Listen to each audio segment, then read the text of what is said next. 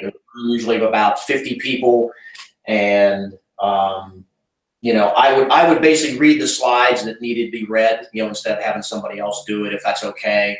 And then if I say, okay, anybody have any ideas about, you know, whatever, I'll just make up that someone answered me, and you know, we can just kind of go from there. So. You know, Joe and I can give you answers too. Like if you ask a question, we would like to be involved in this. Is that okay? All right. Okay, great. Okay. Great. It's also for timing. Also for timing too. It's important to realize how that asking and answering questions does take time. So you know, I've done this enough that we can come up with some answers that we've heard at workshops that can help you in real time. You know. Okay. All right. Great. All right. That's super.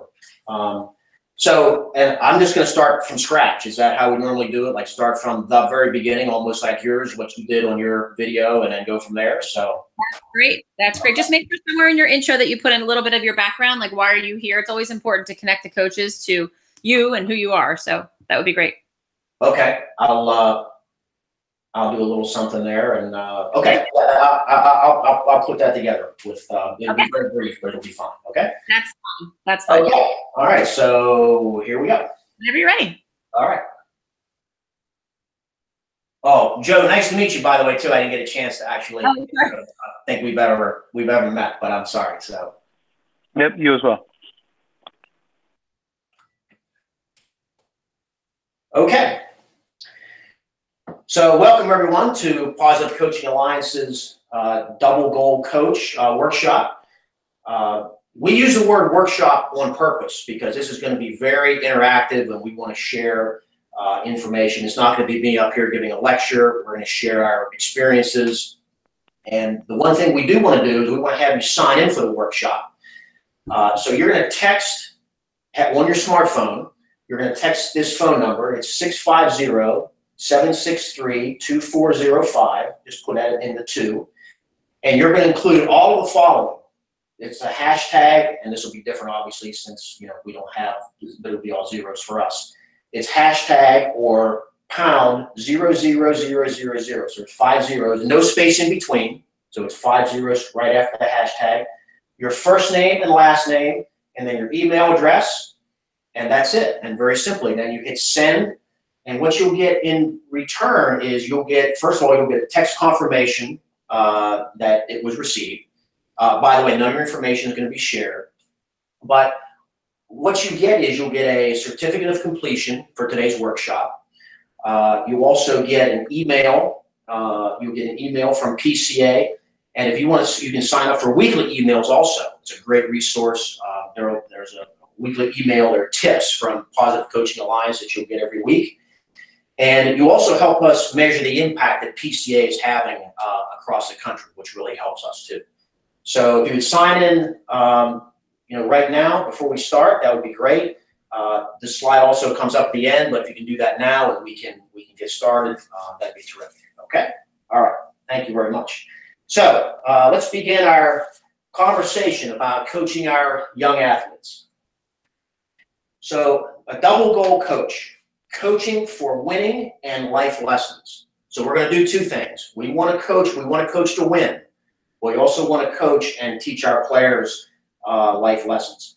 And by the way, do we have any first-time coaches here? Any first-time coaches here in GBL? Okay, 1 or 2, great.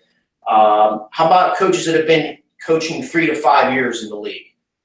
3 to 5 years, a few, okay. How about 10? How about 10 years or more? Some of you veterans here who I know. Okay, great. All right, good. And honestly, that's why I wanted it to be interactive, because you know coaches have been coaching here for 8 or 9 or 10 years in the league. You have a lot of information to share, so we want to be able to you know, have a dialogue, go back and forth, and again, like we said, not have this be a lecture. Okay. So who is PCA? Why am I here? Who are we? You see the numbers here. Coaches trained. We've reached out to millions of youth. And live workshops all over the country. This bottom one here, the PCA Development Zone.org, devzone.org. We're going to be coming back to that later on. There's another slide at the end. It has a ton of resources, including podcasts, which are absolutely great to listen to, full of information and very worthwhile. So we'll come back to that one later. Positive coaching. What does this phrase mean to you? Positive coaching. What does that phrase mean? Anybody have an answer? You can either raise your hand or just shout it out. What does it mean? Kelly, what does it mean to you?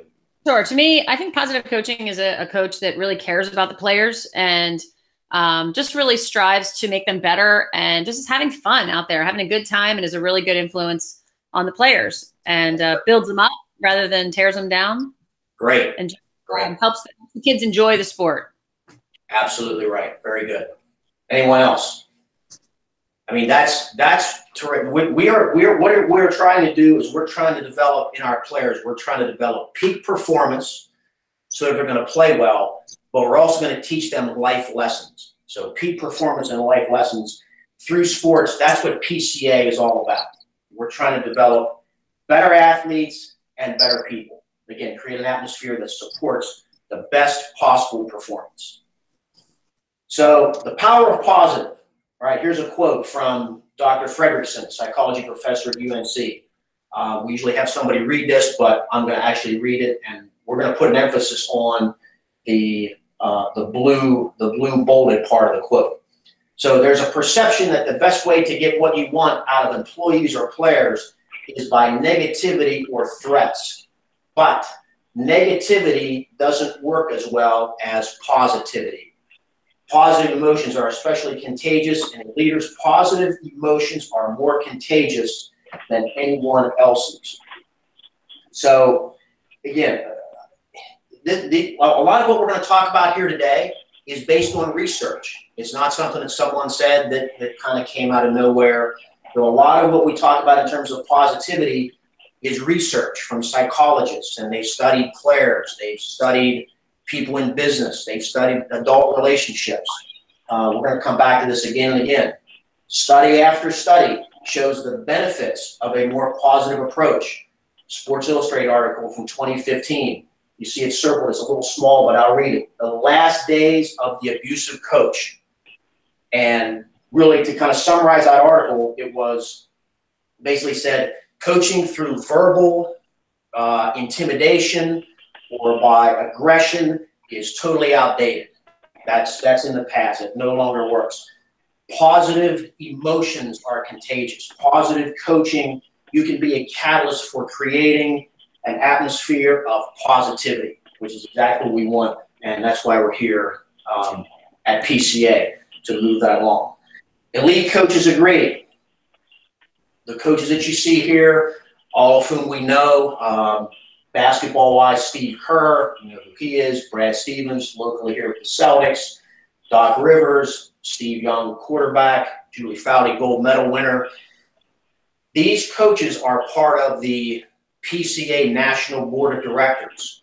And not only do they believe in what PCA does in terms of positivity and teaching life lessons and better athletes, better people, they want their children and their grandchildren to be a part of what a positive coaching alliance is as well. They want to have that. They want to have that positive coaching for the people they're involved with and the people that they love. What negativity does, that your mind stays in the moment. So when a mistake happens, you're 10 or 15 seconds, it's boiling inside your head. You can't get it out of your mind. It distracts you from your task of coaching. You get a bad call during a basketball game, and you're mad at the official, and you might be mad at him for 10 seconds. That takes away from your coaching of your people. So we're going to try to get past that. That's what negativity does. These two guys right here, Charlie and Ken. Ken has a great podcast on PCA Development Zone. We'll come back to that later. He's traveled a lot with the baseball teams out west. He does a great job. It's a great podcast. So questions, and I think this is pretty self-evident, but do you agree that positive works better and negativity distracts? I think we can all agree that that indeed is the case. But if that is the case and we all agree, then why is there so much negativity in sports? Why the negativity? Why is there why can't everybody be positive? Does anybody have an idea for an answer for that? Anybody have an idea why there is so much negativity in sports? We see it on TV all the time. Any ideas? Pressure to win. Correct. Very good. Pressure to win. You have to win on the scoreboard. Exactly right. What else? Parent pressure, putting on the kids, and they want their kids to be super player of the year, so they put a lot of pressure. Very good. Living vicariously through their children, and actually that's a reflection of the parents. The parents don't want to look bad as a result as well. This is the kind of the way it's always been. It's always been this way. Why? So I was coached that way back when I played, 30, 40 years ago. My coach was negative with me. That should be the way it should continue. But there's actually, with the coaches coming up, there's actually not enough training as to why positive works, why positivity does work. They're proving coaching methods that it actually does work. And that's what PCA's vision is. We're trying to get the word out. But we use sports psychology research to show that positivity does work and that we can create better athletes and better people through positivity.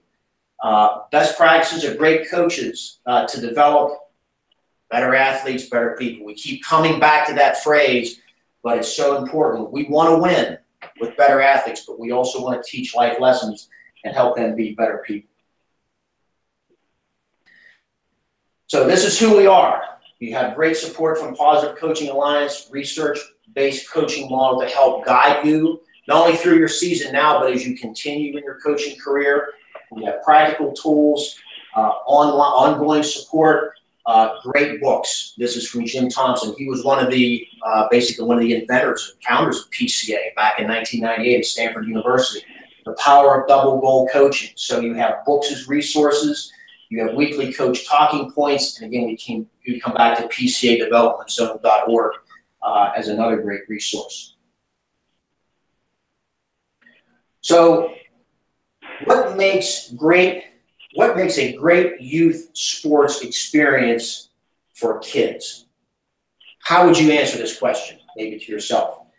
Let's come back and see what we say here. A meaningful athletic experience. You feel connected to your teammates and you feel connected to your coach. That's what everyone strives for when they're involved with a team or in business or in your own job. You want to feel connected to the people you work with and to what you do.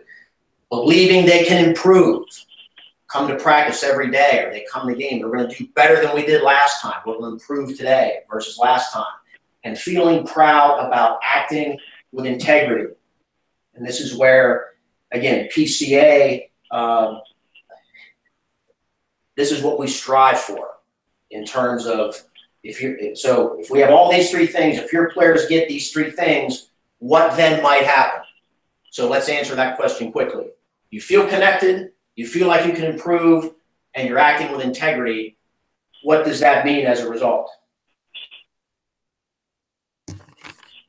Maybe they'll come back next year. Yes, correct. They might come back next year. I know I would. If I'm involved in something that I can be connected with and can improve and has integrity, I'm going to come back. That's for sure.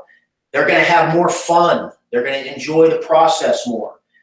They'll perform better. They'll play better. So these are all good things. And young people need to feel a connection. They need to feel like they're part of something that's bigger than themselves. If they feel connected and it can improve and they're part of something that has integrity, that's just a great thing. That's what we strive for here at GBL. That's what we want all of our kids to be involved with. PCA's coaching model, number one. Again, we have that connection. We do that through an emotional tank, which we're going to talk about. Number two, feel like they can improve. Players can improve. That's our Elm Tree of Mastery, ELM, will be our focus. We're going to talk about that as well. And number three, the integrity part, that's honoring the game. Understanding your legacy. This is a video from Herm Edwards, former NFL head coach and also part of PCA's National Board of Directors. Let's hear what he has to say. Oh, let's go back. I apologize.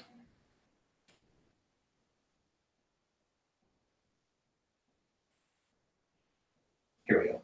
When the book of your life is written, what will it look like? Will it say you made a difference? And you really want to make a difference. You have the ability with young people in mind that through sports, they learn a lot about life. How you handle these young players, I think is very, very important in their growth. Most of these players will not go on to be professionals, but the opportunity they have in sports is really a part of their life. Learn how to compete. That's probably the most important thing. And I think the way you compete is important. You have to understand, someone's going to win, someone's going to lose. But at the end, how do you handle that situation is probably the most important thing if you're going to have a successful life.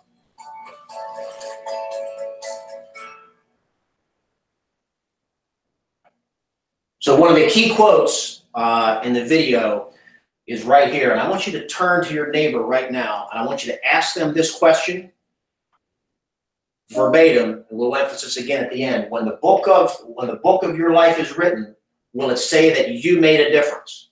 So turn to the person beside you, ask the question, and then have them turn back to you with the same question, and you give an answer to them. Okay? Okay, go ahead. Take 15 seconds and do that. Take 15 seconds to do that. Okay, very good. Okay, great. All right, let's move on to our next slide. The PCA's model of coaching. So we have what we call a double goal coach. That's the title of the workshop. And when you look at it as a coach, we're going to do two things. We're going to strive to win, and we're going to teach life lessons. And as you see these two circles right here, we're going to try to get them to combine so that they intersect. But let's talk about something before we do that.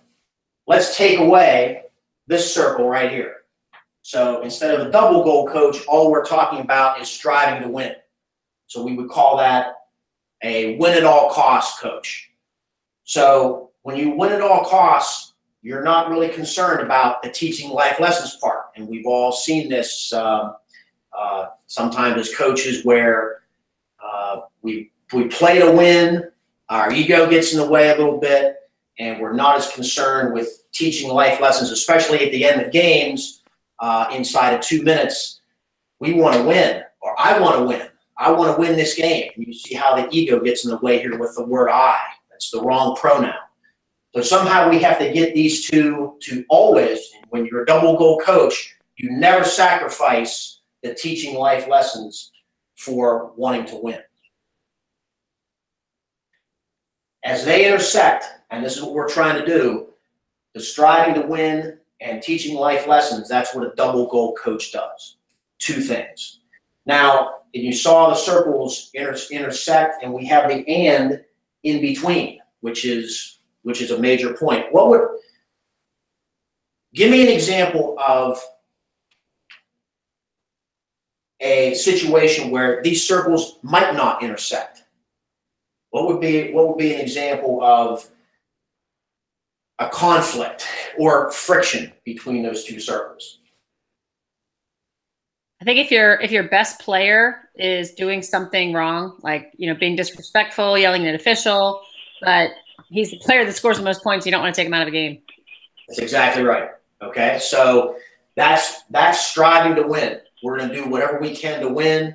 Again, we're not paying close attention to teaching life lessons. And some coaches will say, well, just this one game. It's my arch rival. It's inside a minute. I really want to beat these guys, and we'll teach life lessons later. But we really want to win this game right now, and it'll be. You can't do it that way. If you're a double goal coach once, or for all time, then you have to do it every time. You have to be consistent with what you do. But let's go back to teaching life lessons. What can you do right now as a coach to teach your people life lessons? And this is like one word. Like, what's a one-word life lesson you can teach your players starting right now? Not knowing anything about basketball, but a life lesson. Just shout it out. What could you teach your players in terms of what they can learn about life, teaching life lessons? Teamwork. Very good. Teamwork. What else? Resiliency. Resiliency. Good. What else? There's a lot. Discipline. Good. What else? Time management. Work ethic. Very good. Leadership. Very good. Okay. So, all right. So let's stop there. So that's great. So again, these life lessons, this is an amazing opportunity you have to be able to teach people to become better basketball players, but also teach them to become better citizens. And it's nothing that you wouldn't be familiar with in your own job or in your own life, because when you go to work, and we sometimes take these things for granted, but you're also striving to have teamwork in your job, to show leadership, to have a good work ethic, to be resilient when things go bad. Remember, if you're dealing with little fourth graders, fifth graders, sixth graders, whoever they are, they thirst for these kind of things. That's what they want to know. They want to understand. They're going to forget the out of bounds play. They're going to forget the offense, but they're going to remember the life lessons that you taught them, which are tremendous.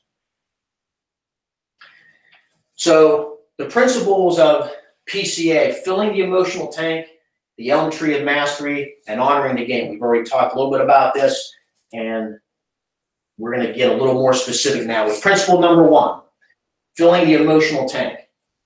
Maya Angelou, great poet and civil rights activist, her quote, again, we're going to emphasize the bold part in blue, and we're going to go slow because it's very important. I've learned that people will forget what you said, people will forget what you did, but people will never forget how you made them feel. That's a very, very powerful statement. And kids really don't care what you know until they know that you care first. When you care about them as individuals, you don't have to know a lot about basketball. You can sell that as the season goes on, but if you care about your people first, that's going to go a long way in having them remember their experience and look back on it in a very positive way. Christian? Yes, ma'am. You can actually stop there because that's the intro part. Great. Yep. Thank you. That goes to the next one in the E-tank. I'm sorry? I said the next one goes into the first principle, which is emotional tank. So the first part up until the Maya Angelou quote was just the introduction. So that was great. And your timing was good. You were exactly about 20 minutes. So 20 minutes. Good. Okay. Yeah. Thank you. Thank you. You're welcome. All right. Yeah, you're welcome. I can keep more. No, I'm kidding. I'm just kidding. It's, well, you're going to get to do more. You're going to get to do more later. But for now, this is just the intro part. This is just our first time to get to see you, your first time to run through it. So we'd love to give you some feedback. How did you feel doing that one? Pretty good. I think I've gone through this probably, a half a dozen times, and I've actually gone through the whole thing probably about the same amount. And I know that with the script that's there, and I tried to copy it and try to put it into my own words a little bit, but not deviate too much from the script. But different things jump into your mind about what you kind of want to get across, and you want to do it at that moment, but actually it can wait a little bit longer. So in terms of my script, I'm still trying to get a little feel for what to interject when, in terms of the timing of the slides and the timing of the intro, which was like 20 minutes up to now. So, I'm pretty comfortable with it. I'm pretty comfortable with the script. I'm very comfortable with the script. It's just, and it's very good information. Like, it's all very good. It's kind of the timing of what I want to say about Herm Edwards, or, some different things in the intro to try to, but, keep it simple, but still try to, follow the script as closely as I can. Okay. Well, I think Joe and I probably have a lot of suggestions for you in that area that we can help you with. Okay. Joe, I'd be happy to let you go first, unless you'd like me to jump in. Can I get a pad of paper here real quick? Jump in as I go. Actually, would be probably the most helpful. The one thing that I've been really pushing myself on, Christian, that is sort of a point of growth. I'm sorry, I have Christian, we're recording. You don't have to. Yeah, go ahead. Hold on one second. Go ahead, Joe. I'm sorry. Go ahead. We're recording this, Christian, too, so you don't have to write down every single. Good. Oh, super. Okay, good. That's even better. Yeah, sorry. Go ahead, Joe. So I'm just hearing like echo or something from somewhere. I've been trying to push myself on is really getting people interacting with each other right off the bat. I'm starting to really believe that they're defining what they think of as a workshop, within the first 2 or 3 minutes or 5 minutes of the workshop, especially if they're corporate types who immediately, if they see a room set up as a bunch of chairs facing a PowerPoint, I think it locks them into a predisposition about what to expect. Right. And I'm finding it's been really important to break that early. So even if it's something as simple as talking about their most influential coach or something like that, just get them moving and talking with each other almost off the bat. And one of the best bad things that happened to me this week was I took a wrong turn off of Dallas Freeway, and so I was really right on time for a workshop. And the technology, of course, doesn't work right when I get there, and it really wound up being an advantage because I got to start out with them starting, even before text to sign in. Let's talk about a thing, and it was clearly a dodge for me to get the technology working, but it actually was more effective in a lot of ways than starting with me saying anything. So getting that early interaction is a big deal, and then kind of tagging off that, one of my big, Kelly will be sick of this now, one of my big sort of broken record items is the authenticity of interaction. So I think just asking something like a simple factual based question and then moving on from it can sometimes actually, I think sometimes it even impedes conversation. Because it's sort of here's a question, here's an answer, now I go on. It's not really a conversation. I think keeping their perspective.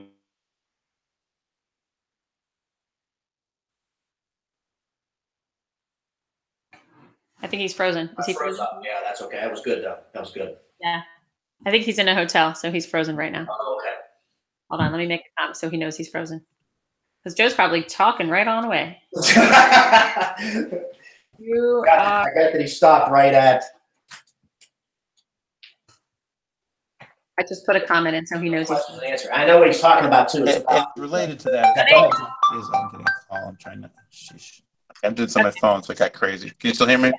Yeah, we can hear you now. You were frozen for a little while, but now you're great. Okay, it's whenever I get it. Thinks he's a win at all costs coach. I don't think when coach is this. One other thing, it's dangerous. I think when you say to a room, it's this kind of coach.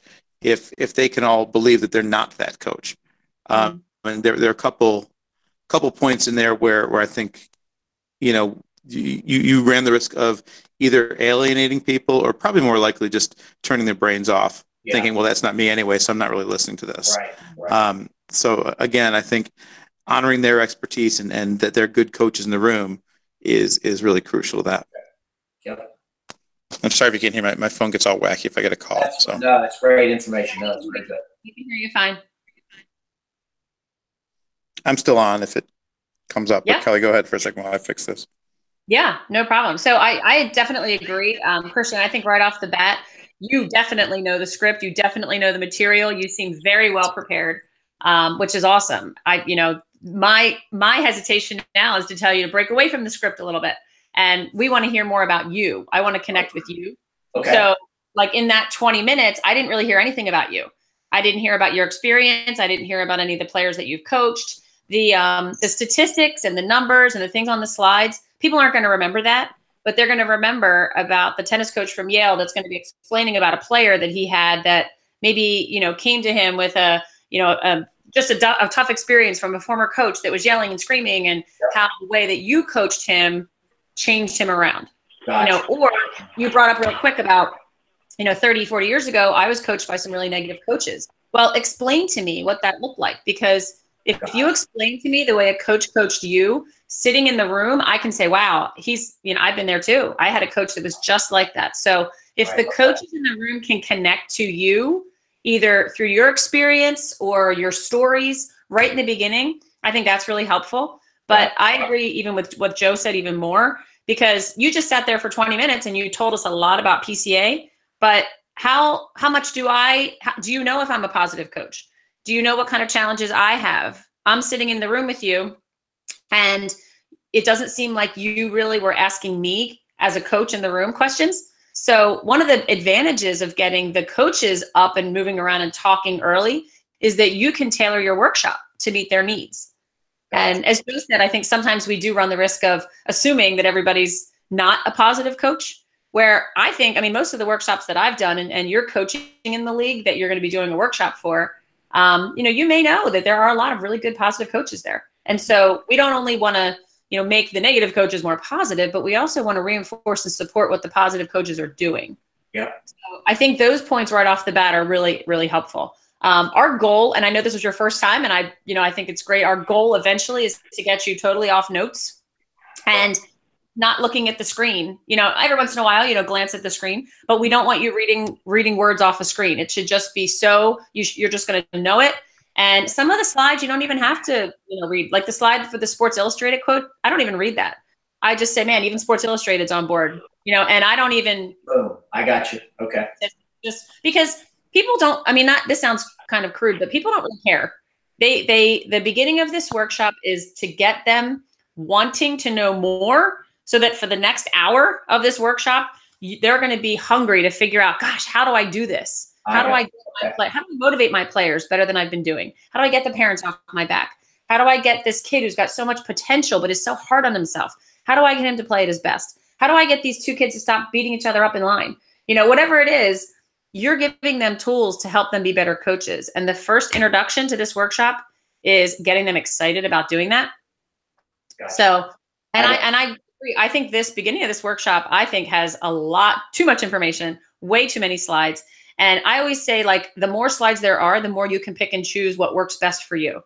So there's no guarantee that says you have to hit every single word on every single slide. There might be one that you say, you know what? I mean, I don't have books at the workshop, so I'm not going to show that book resource to say, hey, you know what? There are books, but your organization was too cheap to order them. So, it's like, yeah, I mean, you have to just pick and choose. And if you've already said, better athletes, better people, you don't need to show the slide again that says better athletes, better people. Okay. So, yeah. Sorry. I need to pause every once in a while. Go ahead, Joe. That's okay. To just sort of challenge you a little bit, how do you think you can best use I'm sorry, I'm getting a lot of feedback from my voice from whomever, but the first section where we go through all the people who say that this is the right way to coach, and then asking coaches, why do you think there's so much negativity? What do you think for you can build with that segment? Because I think it's building up to an idea rather than presenting an idea per slide. Mm-hmm. Well, what would be a good use of that for you in a workshop? Are you asking me or Christian? I'm Christian. Yes, I was trying to absorb that a little bit. So the slide regarding the say that one more time, and what you wanted to build up again was what? Yeah, and I'm being kind of sneaky a little bit. I'm trying to get you sort of your mindset away from thinking of the slide and thinking of the idea. So this is, to my thinking, an idea that's built over several slides. And I'm asking, so what do you think can be the value in the workshop for you of building up, between all these, what our coaches say and what Sports Illustrated says, and then asking, what do you think, why do you think there's so much negativity in sport? Yeah, I mean, I think it can all come from them, and we can move on, I guess, pretty quickly, given the feedback from the audience. They can almost make it specific to their league. Well, when you said it though, what is your it? What are they building here? I am pushing you on this. I'm sorry, but I'm kind of leading to something. But when you say it can, what is your it? I'm not sure. So I often think in terms of building cognition through challenging ideas and having them think through things in a way that isn't always simple, because I think sometimes, as Kelly says, we do very simple things in 20 or 40 slides. Mm-hmm. Setting the slides aside, what are we able to help them build or challenge themselves with when we get through this whole, the coaches say this and Sports Illustrated says this and Barbara Fredrickson says this, but we still see problems. So what are you helping them build there in terms of their belief in what we're saying, or their challenging of their own beliefs, or anything like that? Wow. It's a high level question. It's not meant to. Yeah, it's going pretty deep. I mean, I graduated from Penn State, so I'm not really. Maybe I'm not connecting to this very well, but I guess the bottom line is we're also trying to make the coaches better people too. Yeah, it's a great answer. So perfect. So take that and run with it, and I think push yourself to say, how am I going to use this sequence of slides to build to that for them? I think that's a fantastic answer. And so I think it's in keeping with what Kelly said. It's not so much about the slides as it is about the challenge that you present to them, and the ways in which you make them think about it, and sometimes challenging their own ideas and ideals in a way that is both honoring what they know, mm-hmm. but but giving them a chance to give it a fresh look. And that's hard. And it's not, you know, that's not an easy thing to do. And it's something I think you build that capacity over time. And that's sort of why I'm asking it in a challenging way of you, because it isn't easy. And it isn't easy for you, especially for any of us, to stand up in front of them and do that. Right. No, I thought, you know, it's kind of like a light bulb just went bang and was sort of, you know. Well, yeah, and I think that's the light bulb I think that you'll find in yourself, but also the one you're trying to look for in them, where they say, "Wow, maybe I can look at this differently," as opposed to being passive recipients of information from you. And it's a hard switch to flip, I think. For me, it is anyway. Yeah.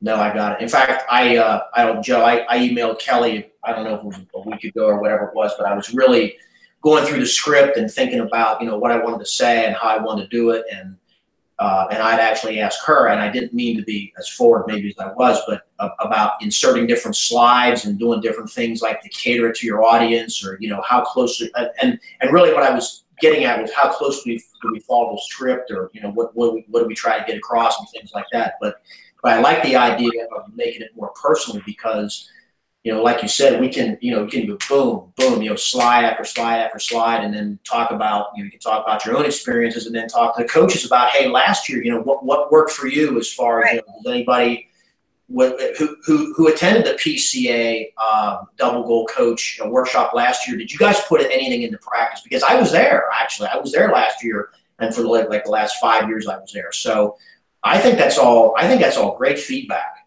to make it, you know, not only personal, but to make it, you know, relative to your audience. You know, maybe go through some slides maybe they've seen before. You know, maybe a couple of them have been to. I know GBL, we've had coaches that have been here, you know, a number of years. So, you know, the slides might not even pertain to them. I don't know if it's my connection. I've seen this before, but, you know, you can expound on different things and make it a little more personal to them also.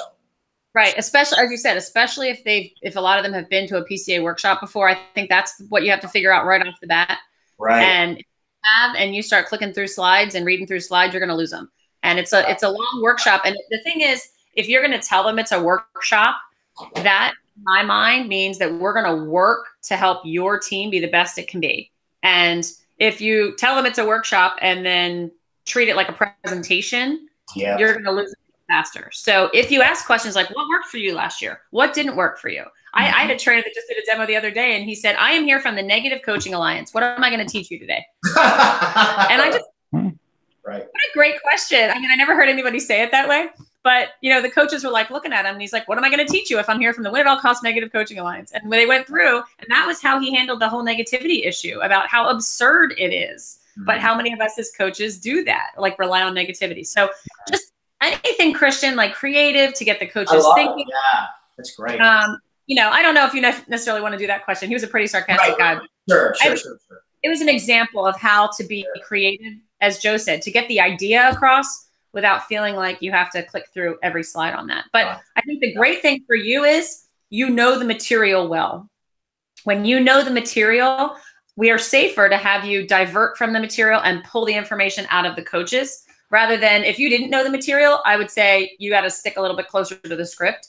But you seem to know it really well. So you can actually pull the information out of the coaches and really, you know, get them to answer what you want them to answer just by your questioning strategy. And it is a skill, and it definitely gets better, you know, over time. If you watch Joe or Ruben or myself, if you watch us do workshop after workshop after workshop, you're going to pick up 3 completely different styles. But we all challenge the coaches. We all keep it interactive. We all add in their experience. We build upon their experience. We don't tell them how to coach.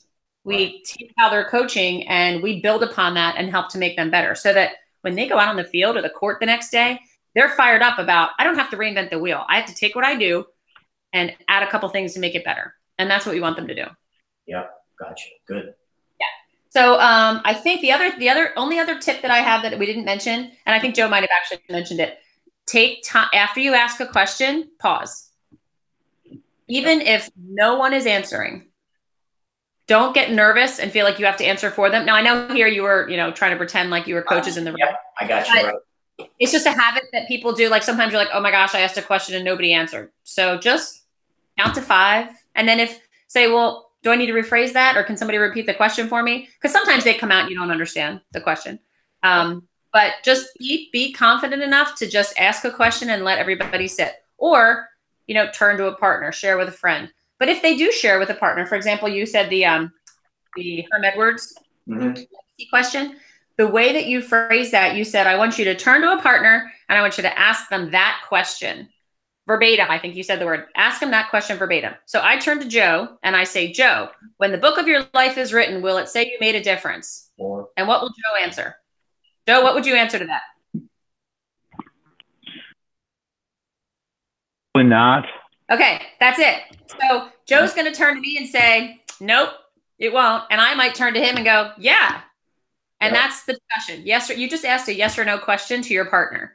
Yep. So when that question is up there, you really don't want them to ask that question verbatim to that's really a rhetorical question. Okay, I see. You don't want to ask a yes or no question to a partner. If you're turning to a partner, you want to evoke discussion. So how could you rephrase that question? Okay, when the book of your life is written, will it say you made a difference? Think about that for a couple of minutes on your own. Mm-hmm. And now I want you to turn to the partner. Oh, sorry. What? I thought you were done. I was going to ask you a question, but finish what you're saying. No, I was going to say, instead of asking them that question, say, now turn to a partner. And I'm dropped off. The difference that you would like them to say you made in their lives. Some people have said, if that player came to you 20 years later and said, what a difference, what an impact you had in their lives, what would they say? Mm-hmm. Or what do you want to be known for? Questions like that get them thinking about the future. Because the goal of that is to think about not what you're coaching today, but what impact you're making 20 years down the line. And then that leads into the life lessons. So there is a flow to it. Go ahead, Joe. That's what I thought about too, in terms of, when you ask that question, you could say, okay, now pretend you're turning to the coach who had the biggest impact in your life in the last, when you were a young player, and tell them the impact that they had on you, or something like that. But I see what you're saying instead of yes or no, which is kind of like, bang, we're done. And it was not a great exercise in terms of, the coach-coach interaction or the pairing interaction. So I got you. Good. Yeah, that's great. That's great. Kelly, is this one that you're recording? Yes. Are you recording this? So if you don't mind sending Krishna a link, Krishna, I'd just like you to look at this and have a thought about it. Comment back to Kelly or to myself about your use of physicality during this. I just want to get your thoughts on it in terms of moving with purpose. I think it's one of the hardest things to teach, but it's great when Kelly's able to record these because you can see it and sort of get your own sense of it. I will warn you off the bat that for me, I think for most of us, watching ourselves or hearing ourselves on video is a horrible experience. Yes, I'm asking you to endure that. Yep. But I think you'll learn from it. I know I do, even though I will say that I was doing a hockey workshop where I had my Fitbit on and I clocked in just 3 miles for the workshop. So I do tend to move during workshops, but I try to do it. When I was an official, they would say only move with a purpose. And I think sometimes I do a great job at that. Sometimes I do a lousy job at that, but it's worth seeing yourself to look at that. Okay, great. Right. And again, in this room, it's also difficult. But I think one of the things about watching yourself back is to, the little things that you're going to notice about yourself, your tone of voice. Does it change? Does your volume change? Does your inflection change? Or is it pretty much the same tone the whole time? What are you doing with your hands? I mean, we've been videotaped multiple times through PCA, and I sit there and look like a bird flapping if you really watch me back, because I don't even realize how much I'm talking with my hands. And I've calmed that down a little bit to make my hands more purposeful rather than just, but it's awkward to watch yourself back. But I've learned more, I think, watching myself back sometimes, going, oh, wow, my voice sounds really boring, or I really am too loud, or I'm talking too quickly or too slowly. So I think those are the things that you want to keep varying it up. So Christian, I think as a first demo, I'm really excited because you do know the material, and now that's the springboard for you to jump off, and you have permission to be a little crazy, have a little permission to add a little more of you in there. Tell me some stories, talk to the group, make it a conversation, a fun conversation, not a class. And I think, the next time you go out and do this, I think it'll be exciting. What I would like you to see, because I know you're scheduled to go out next Tuesday, I believe, aren't you? Tuesday. Yep. I'm going to Kingsmore Oxford School, right? Yeah. It's a 10 o'clock and a 1 o'clock, right? One I observe, and then one I help out a little bit. So, right. At 10 o'clock, I think you should just observe, solely observe, take notes, watch Dave, watch how he, I don't know Dave very well, but watch Dave, how he handles a room, Yep. how he deals with questions, that type of a thing. And then you have, I think, an hour in between there. And for the second one, I think you can evaluate and say, you know what, do you want to do the whole thing with Dave there watching, or would you like to do part of it and have Dave support you as well? Okay. And I'm going to let Dave know that also.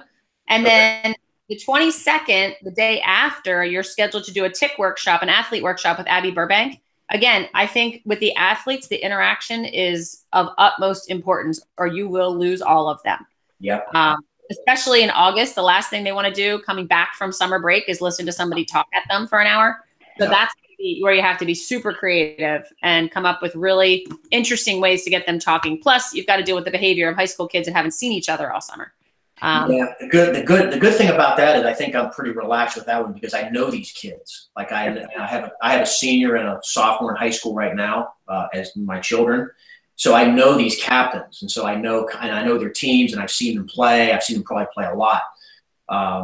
So it's going to be very interactive. You know, what do you want to do with your season? What's your, all those kind of things. So yeah, so I agree. I think it'll be to keep it fast moving and keep the pace going is going to be really critical there too. I think it's going to be in an auditorium too, which could be maybe a little more of a challenge. It's almost in like a bowl shaped, it's almost like a stage. They have a stage and they have seating, so we're not going to be able to sit around. It's going to be, it's going to be definitely in an auditorium setting. So, so I'm trying to come up with how many kids are there? That I don't know yet. I haven't gotten an email back from either the athletic director. I assume there'll probably be about 20, and maybe if they have multiple captains, for each team, maybe in the 30s.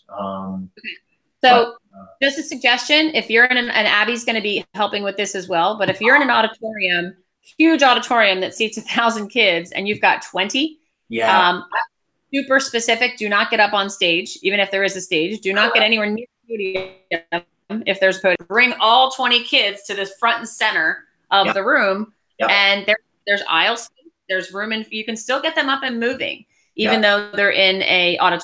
What I've even done is because a lot of times kids will come in with like backpacks and like bags and stuff, and I'll have them put all their backpacks and bags in the back of the room so that in the aisle with them, it's just them. It's just themselves. So I think, you can do things, even though it's an auditorium, to make it a little more intimate and a little more conversational rather than, I've had kids come in and they're spread out. They sit in the last row and there's only 30 of them in the room. And I'm like, come on, let's go. Right. Sure. The one time I put Starburst any issues with cell phones with kids or with people? You ever have any issues with cell phones or people checking their phones or anything like that? I mean, I know with kids it's maybe a little different, but I was going to try to have them, on Wednesdays be continuously interactive without them looking down at their phones or, having phones with them. So adults, I know you can't really do that as much, but with kids, do you have the right, or not the right, but do you have the authority as the presenter to say, hey, we'd like to leave our cell phones in the backpack, and maybe we'll take a break in a half hour and you can check them then, or we'll take a bathroom break and check and then come back. And do you do that, or can you do that? Is that acceptable? I do that. I mean, I do that because I'm coaching them, and at practice, they're not allowed to have their cell phones out. So this is essentially an extension of practice. So, if you want them to have, if they have a book, the Triple Impact Competitor book, then they can use their book and they can have pencils and pens or whatever you have. If not, sometimes you can hand out index cards if they want to take notes, but I have them put cell phones away. I have them, as I said, I have them keep all their stuff in the back of the auditorium, and then they just walk with their bodies so they don't have to deal with it. And I tell them, we're going to be up and moving around. I don't want your phone to fall out of your pocket. You don't need it. There's no emergency that you have right now. If there is, somebody will come down and get you. Right. So. Okay. That's, I don't know how you handle that. How do you handle that, Joe? Exactly the same. You have every right to say that, especially since I like Kelly's comparing it to a practice. That's a great idea. Perfect. The only time I let them use it is there have been times in the social media workshop where I have them use their phones during the workshop, but that's the rarity. Okay. All right. Good. Yeah. I'm a little old school like that, where I want eye contact. Like I want them paying attention. I don't want them talking to their neighbor or anything like that. Like I want I want full engagement. They keep it moving fast. I don't want to say, hey, you got to get off your phone. Hey, we need to pay attention. Hey, don't talk. That kind of stuff. So I think taking the phone out of the equation will make it, better. So, okay, that's good to know. Great. Yeah, and also, just think about the framing of that too. If you're a high school kid and this person comes in and tells you, get off your phone, eye contact, no talking during the workshop, and you're giving them this whole list of no, don't. They're going to be like, ugh, this is going to be like school. Right. Rather than coming in and saying, hey guys, there's some stuff here I'm going to talk about with you today that we've gotten information from the best athletes in the world in every different sport and the best coaches in the world. And I'm here to share these ideas with you. You don't want to miss this. And if you're distracted by your phone or you're distracted by your neighbor, you're going to miss something that can really hurt your athletic career and the success of this school year for you. So, and that's kind of how I phrase it. Rather than giving a list of don'ts, I'm like, you don't want to miss it. Negative versus here's how we're going to make it work positively. I got you. Yep, good. I frame it in winning. I mean, that athletes come to me every year. I ask them what they want. They say they want to win, and I say, about half to 80% of them don't really mean it. To be honest, that if we talk about some things here today that you agree would make you a better athlete and a better team, that are free, that anybody can do, and you choose not to do them, like staying off your phone or just like some of the positive things we do, then that's fine. But don't lie to yourself and say that you want to win when there's some free things that you're choosing not to do, that you'd sit here and agree would help you be a better team or better performer. And using your cell phones or making eye contact are really simple things. Communicating with your teammates. It's hard to do, but it's easy to do. It's nothing. It's not like staying in the weight room. It's not like conditioning harder. So if you're one of those athletes going to tell your coach or tell me that we want to win, then you got to at least take stuff that's free for anybody to do. And I frame it in that, and that's been resonant with them. Got it. Great. Terrific. So Christian, the other opportunity too, I would love to see you. I think you should practice through part of the athlete workshop and maybe one of the principles of this workshop at least one more time before you get out there next week. And I know we only have a week, but I think that would be something that would be really advantageous to you, especially because Joe and I filled you with a lot of feedback. So if you have the opportunity to schedule that with me or with Joe, just let us know a day or time that you're available. I think that would be really helpful. That's a good point, Christian. I did definitely come to this call with a different sort of perspective than the average first demo, just because I know you're going to be out there for real much sooner than others would have been. So there, like Kelly said, there's a lot here. We're throwing at you hard and fast, but quite honestly, you're going into a workshop hard and fast. So it's a little bit different situation. Gotcha. Yeah, gotcha. So coming up, Kelly, again, what are we going to do, and what do I need to schedule with you? I think you should schedule. I would love to see you do a second demonstration of one of the principles. So pick E-Tank, Emotional Tank, Elm Tree of Mastery, or Honoring the Game, and do a 20-minute chunk of the principle, because the principle is a little bit different than the introduction, because the principle starts with kind of what the principle is and the background behind it, and then it gets into the concrete, scenario, like why do we even have this principle? What's the issue? And then it gives you the tools. So how will you have the coaches interacting with those tools? How will you have them thinking about their own team? Yep. So the principle is a little bit different structure than the introduction to the workshop. So I'd like to see you do one of those. Okay. And then just to, a third opportunity, which I think would be really helpful if we can fit it in, is to go through the athlete workshop. And actually I have somebody, I don't know if you're around today, 2:00 today, I have another trainer from LA, and we're going to go through the athlete workshop together. Okay. So I don't know if you're available at 2 p.m., but that's already scheduled. We're doing a Google Hangout with him to go through the athlete workshop. If you want to jump in on that, you're welcome to. Okay. I might do that. I'll be at work, so I'll be at Yale, but I think I can get on my office and jump on there for sure. So that's at 2 p.m. today. 2 p.m. today. Yep. And then if you send me the link, to my Yale email, yale.edu email address, I'll get that, and I'll tune in if I can. Sure, that'd be great. Okay. All right. And that would be really helpful. Can I email you tonight and let you know what would be a good time, maybe for this week, to do the maybe do like the E-Tank or whatever it is, like on Friday maybe? Actually Friday I'm not available. The only day this week I'm not available is Friday. Okay. So just send me some different dates and times you're available, and I'll let you know. Okay.